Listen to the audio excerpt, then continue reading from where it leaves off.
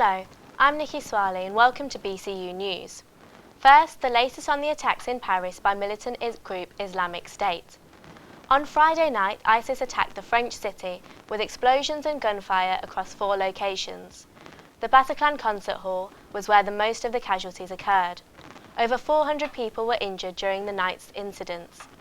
France's Interior Minister, Bernard Cazeneuve, has said that France have now mobilised 115,000 people and military. 128 raids on suspected ISIS militants had been carried out last night, and more than 160 raids were made earlier on Monday, with 23 people arrested. Early this morning, French warplanes carried out fresh strikes against the IS stronghold of Raqqa in northern Syria, claiming to destroy a command and training centre. As well as this, a mass manhunt for alleged attacker Salah Abdeslam is still underway. It is believed that the suspect has fled to his native home of Belgium, causing the country to raise its terror level. We spoke to a representative from Islam against extremism in Birmingham about their views on Islamic State. For personal reasons, they asked to remain anonymous. The correct Islamic opinion and stance that we should be taking against what happened in Paris is that we condemn it. And it is not something that the Muslim should uphold or have as part of their way of life. As Allah mentions in the Quran, whoever takes a life without from the retaliation of murder or oppression, it is as though he has killed the whole of mankind. And what we see taking place, the likes of France, what happened before in France, is total injustice, and we are against it 100%. Locals of Birmingham fell silent yesterday as a mark of respect towards the 129 victims of the attacks in Paris. The remembrance took place throughout the whole of Europe. Commuters crossing through Grand Central paused at 11 a.m. to take part in the minute silence. Alongside this, visitors in the Birmingham Library also took part in the silence, led by the Lord Mayor of Birmingham, Councillor Raymond Hassel. And the library was also lit up in colours of the French flag during the evening. Tributes have been paid to a Birmingham family who were killed in a tragic air crash this weekend.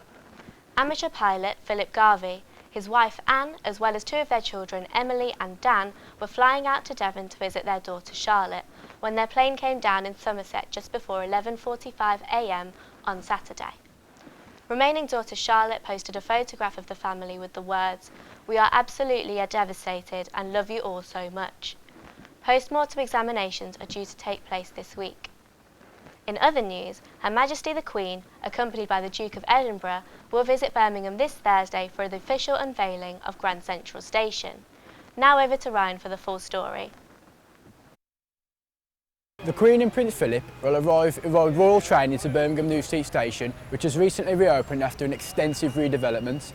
The 5-year renovation now allows for a larger passenger concourse for 170,000 travellers who use the station each day. It also includes a better entrance, facilities and platforms, as well as 450,000 square feet of retail. Queen Elizabeth will take part in a brief ceremony to unveil a plaque to officially reopen Birmingham New Street Station. Thank you, Ryan. Now over to Mike with the latest sports updates. Thank you, Nikki. England are set to take on France tonight in what promises to be a game of high emotions after the recent events in France. Their last game against Germany ended in a 2-0 win before the events around the stadium marred the victory. Security for tonight's game at Wembley will be on high alert. England is set to field a weakened side due to injuries sustained by the team during the 2-0 loss to Spain on Friday. Former Aston Villa star Fabian Delph was due to play but picked up an injury during training. James Vardy is also out of action for England. Former Birmingham City loanee and Manchester United star James Lindegaard is set for his first team senior debut. France are expected to field the same strong team that they fielded against Germany on Friday.